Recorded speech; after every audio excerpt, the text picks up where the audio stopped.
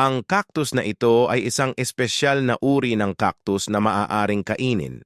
Sa ilang lugar, ang mga bulaklak ng cactus ay isang karaniwang gulay at hindi lamang ang mga bulaklak, kundi pati na rin ang mismong cactus ay maaaring kainin.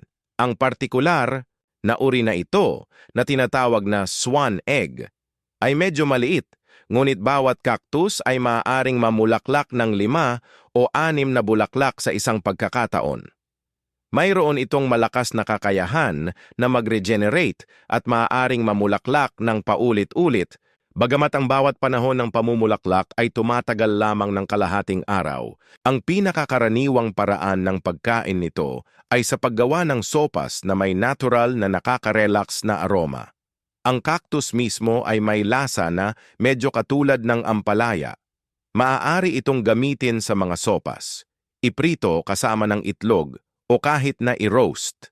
Upang matiyak ang mataas na ani ng bulaklak, mahalaga na regular na alisin ang mga maliliit na sanga mula sa cactus upang hindi ito makakuha ng mga sustansya mula sa pangunahing halaman na makakaapekto sa paglago at pamumulaklak.